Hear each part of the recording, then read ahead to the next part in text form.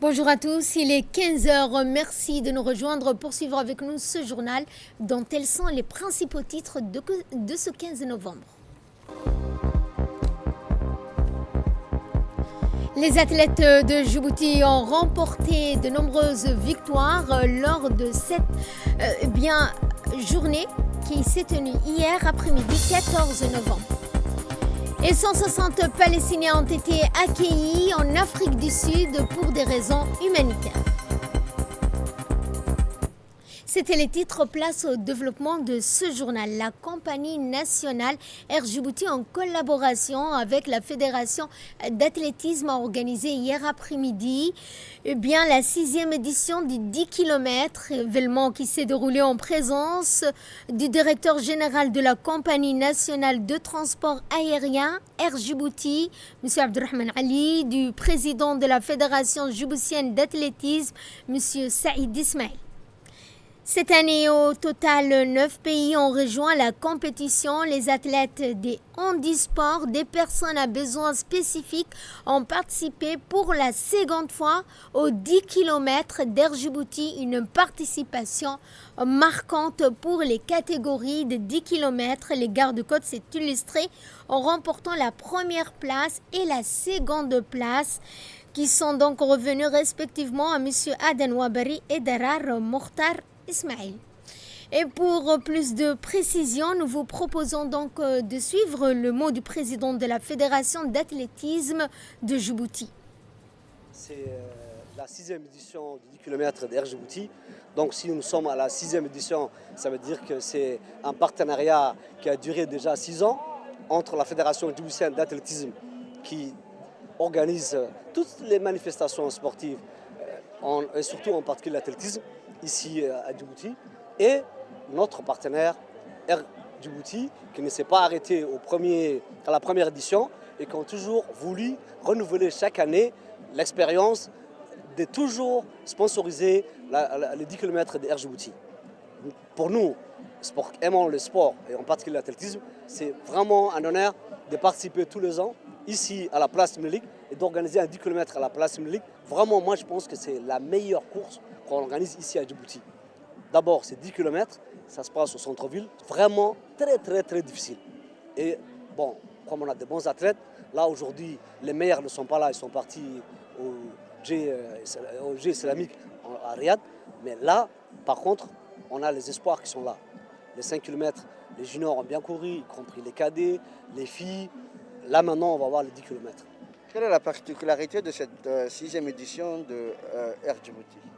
La particularité, c'est toujours la continuité, parce que cette année, on a séparé les juniors et les cadets. Avant, tout le monde était cadet. Là, maintenant, on a dit ça suffit. On met d'abord les juniors. Sur 5 km, il y aura un classement junior et un classement cadet. Combien de pays sont invités à cette course? Cette course, il y a 9 pays qui sont invités à cette course. Avec notre pays, 10 pays qui vont concourir les 10 km. Il n'y a que les 10 km qui est international. Les autres courses, c'est des courses nationales qui sont organisées pour nos jeunes.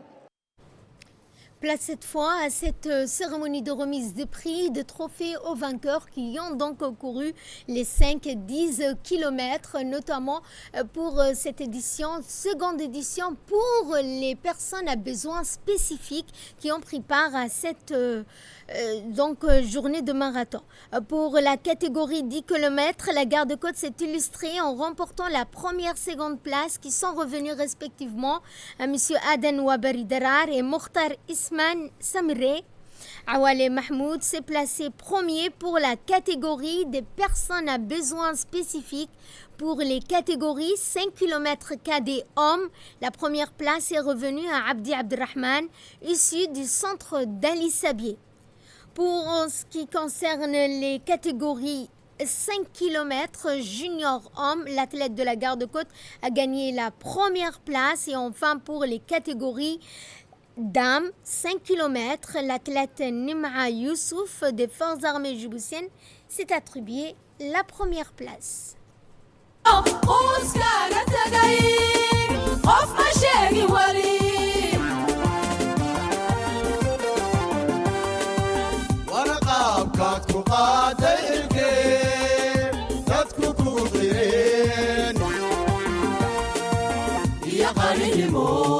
قادر وينه قرتكو سري ونقاب كاتكو قاتي الكين دفتكو كوكو قيرين يا قرينمو قادر وينه قرتكو سري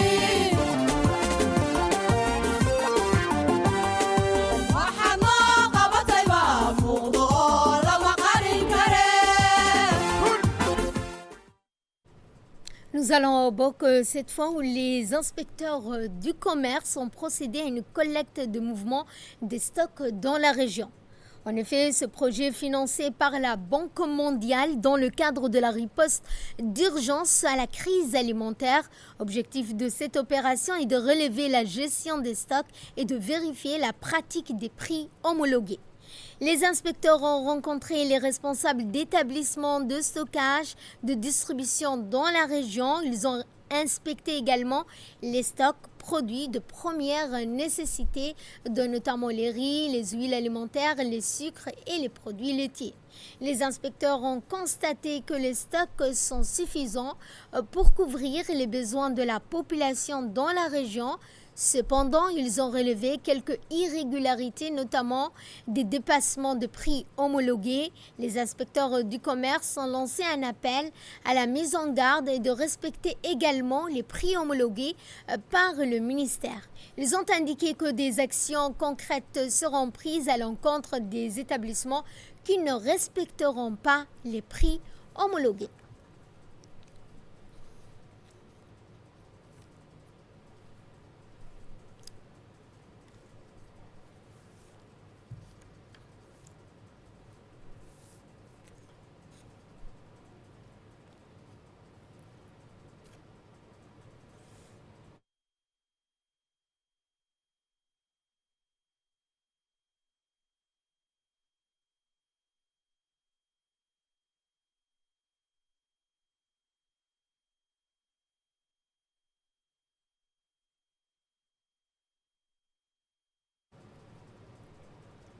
Et à l'issue de cette tournée, le directeur du commerce s'est exprimé.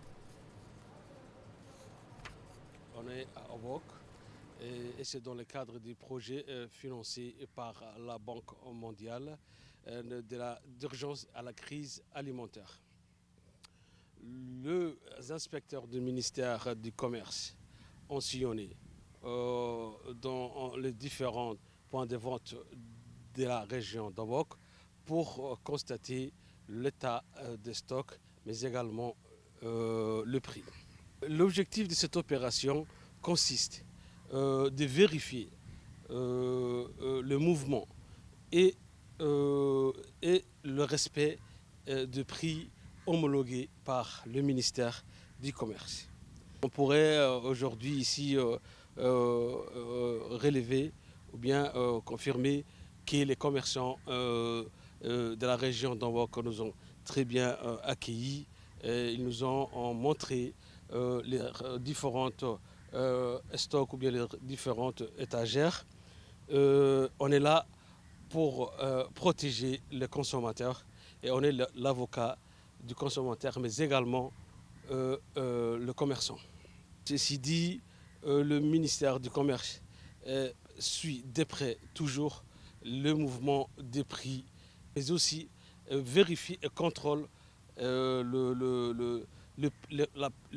péremption des produits alimentaires. Ici, je remercie les responsables des autorités obokois, en l'occurrence le préfet de la région d'Obok, mais également les forces de l'ordre. Je vous en remercie. L'appel de la prière de l'Asr et nous donc enchaînons ce journal en allant à Ali Sabié pour parler du plan d'action communautaire. En effet, après la région d'Ali Sabié, la semaine dernière, c'est au tour de la région de Dikil de valider son plan d'action communautaire dit PAC. Les communautés dikiloises ont présenté et approuvé leurs priorités devant les autorités locales au cours d'une cérémonie organisée dans la salle du conseil régional de Dikil. L'événement s'est déroulé en présence de la préfète adjointe, du président du conseil régional, du directeur général de la DDS, de la représentante de l'OIM, de la représentante de l'Union européenne, ainsi que des services déconcentrés de l'État.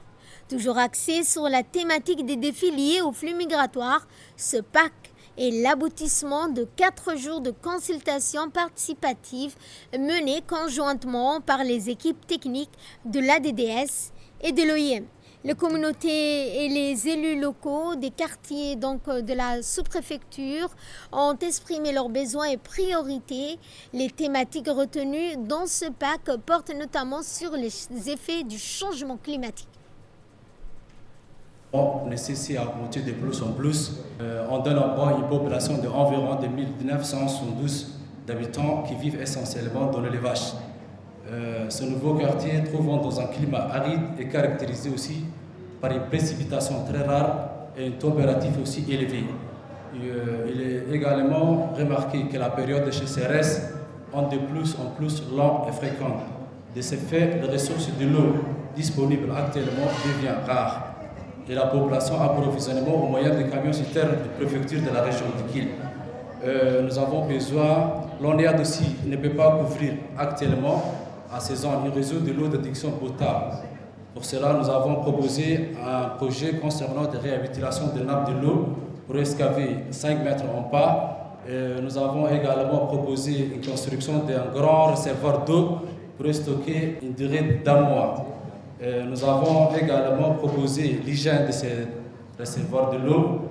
Tous ces besoins-là, nous demandons au directeur de l'ADDS, les représentants de l'OIM, la représentante de l'Union européenne. Ce besoin, c'est un besoin urgent. Merci beaucoup. Et prenons la parole à cette occasion. Le directeur général de l'ADDS a rappelé la nécessité d'actions concrètes. Que nous avons traité ces 4 derniers jours porte sur la problématique de la migration et son impact sur les communautés. Mes collègues ont sillonné le pays, les 5 régions. L'impact, il est là, l'impact, il est énorme. Et Djibouti, c'est une terre de rencontres et d'échanges, mais cette terre de rencontres et d'échanges qui est généreuse subit actuellement une migration qui est énorme pour un petit pays et dont le coût est fortement supporté par le pays. Et donc, cette implication des communautés et cette réunion que vous avez eu 4 jours pour directement dire quels sont l'impact et quelles sont les actions à mettre en place pour atténuer justement ces effets sont très très importants. La migration nous pose beaucoup de problèmes sécuritaires, des problèmes environnementaux, des problèmes sanitaires, des problèmes sociaux. Et de l'autre côté, je vais parler maintenant en tant que vice-président du Croissant-Rouge de Djibouti. Ce sont des êtres humains. On a affaire à des êtres humains. Et on voit une migration de plus en plus jeune et très petite. Et donc ça, c'est des détresses aussi humaines. On ne peut pas fermer nos portes à ces jeunes, à ces migrants. On est obligé de les nourrir. On est obligé de partager le peu que nous avons. On est obligé de donner l'eau. Mais déjà que nous subissons les conséquences des changements climatiques, maintenant, nous subissons ces flux énormes d'immigration. Et la préfète adjointe s'est également exprimée, suivant un extrait de son intervention. Je voulais d'abord remercier l'ensemble des acteurs qui ont contribué ici à l'élaboration de ces plans, les autorités locales, les représentants des communautés, les organisations de la société civile, ainsi que nos partenaires techniques et financiers. Votre engagement et votre collaboration exemplaire ont permis d'aboutir à un document stratégique, fruit d'un travail participatif et inclusif. Le plan d'action communautaire que nous validons aujourd'hui est un outil essentiel pour le développement local. Il identifie les priorités des populations, les besoins réels des quartiers et trace la feuille de route pour améliorer durablement des conditions de vie des habitants de la région de Dékhé. Ce plan met un accent particulier sur plusieurs domaines essentiels. Le renforcement des infrastructures de base, exemple les écoles, les centres de santé, les routes, l'eau potable. La promotion de jeunes et de femmes, la préservation de l'environnement, ainsi que la bonne gouvernance locale et la participation citoyenne. Mesdames et messieurs, la validation de ces plans d'action marque une étape importante, mais elle n'est pas une fin en soi, elle ouvre plutôt une nouvelle phase, celle de la mise en œuvre. Il est donc indispensable que chacun d'entre nos autorités partenaires, communautés, s'implique pleinement pour traduire les actions prévues dans ce plan en réalisant concrètes sur le terrain. Je tiens à rappeler que le développement local ne peut réussir que si les communautés elles-mêmes en sont les principaux acteurs. Ce projet est avant tout le vôtre. Suivant cette fois les interventions respectives de la représentante de l'OIM et de la représentante de l'Union européenne. Effectivement, c'est notre mandat principal ici à Djibouti. Mais aujourd'hui, nous pensons qu'on ne peut pas travailler sur la mobilité humaine sans s'adresser aussi et travailler avec les communautés locales. Pourquoi? J'ai 3 raisons pour vous aujourd'hui à vous présenter pour lesquelles on fait ce travail. La première, c'est qu'on est conscient que les flux migratoires qui traversent le pays de Djibouti et qui traversent la région de Dékhil ont un impact sur votre vie. Ça a un impact sur votre vie quotidienne, ça a un impact sur les infrastructures que vous avez dans vos localités respectives, dans les ressources naturelles aussi que vous avez. Donc on est très conscient de ça.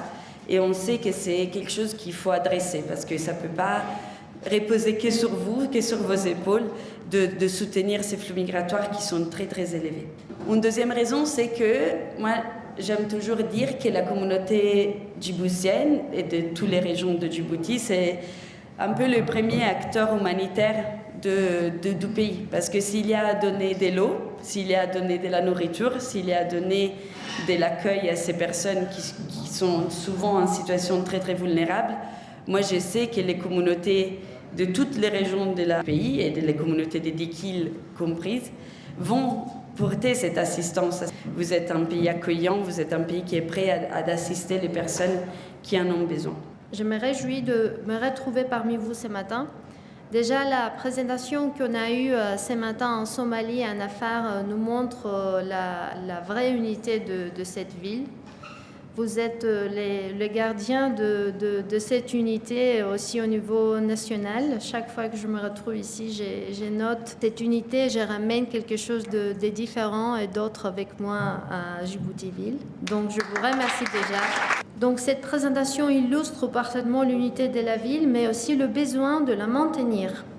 La migration, malgré qu'elle pose des défis, peut aussi montrer des opportunités pour les régions djiboutiennes et surtout pour la région de Dékhil.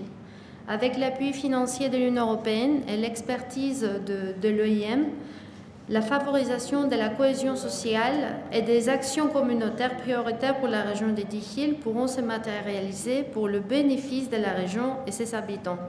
C'est un vrai plaisir de constater et témoigner la passion de comité. J'ai beaucoup aimé la passion avec laquelle vous parlez déjà, vous présentez les défis et les besoins. C'est assez créatif aussi pour nous.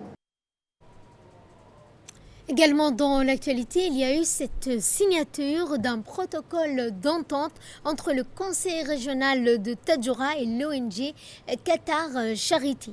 En effet, jeudi 13 novembre, le président du Conseil régional de Tadjoura, M.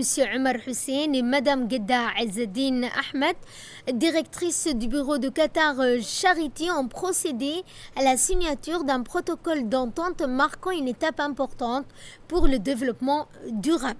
Ce partenariat stratégique vise à renforcer les capacités locales dans 3 domaines clés tels que le forage des puits profonds, mise en œuvre de projets de forage et entretien des puits, installation des systèmes de pompage solaire pour assurer une alimentation continue en eau.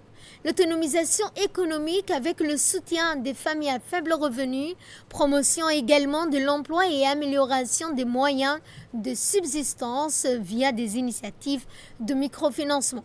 Enfin, parlons de la sécurité alimentaire, déploiement de projets agricoles pour accroître la production locale et renforcer la résilience alimentaire. Ce protocole reflète également l'engagement de deux parties à œuvrer ensemble pour un avenir équitable, durable, en alignement avec les stratégies et plans opérationnels respectifs. De là, nous passons à ce qui domine l'actualité régionale et internationale. Je vous le disais dans les titres, en Afrique du Sud, 160 Palestiniens ont été accueillis pour des raisons humanitaires. Hier, un avion transportant 160 Palestiniens a atterri à l'aéroport international Horaire Tambo. Il s'agit de personnes originaires de Gaza qui mystérieusement ont été mises dans un avion qui est passé par Nairobi. L'Afrique du Sud a toujours défendu la cause palestinienne depuis le début de la guerre entre Hamas et Israël. Et pour clore ce journal, nous allons parler l'Afrique du Sud pourrait devenir le premier pays du continent à abriter les Jeux olympiques et paralympiques. Le pays envisage de porter sa candidature pour l'édition 2036 ou 2040 de l'événement. L'annonce a été faite par le gouvernement sud-africain. Le nom de la ville candidate n'a pas encore été divulgué. Les Sud-Africains disent avoir échangé avec la communauté internationale olympique sur la probabilité de la candidature. Il y a l'Inde, Doha pour le Qatar, Istanbul pour la Turquie et Santiago pour la Chili qui ont déjà confirmé leur intention de poser leur candidature pour les Jeux olympiques 2036. Sur ce, notre journal touche à sa fin. Merci à vous de nous avoir suivis. Excellent week-end à toutes et à tous.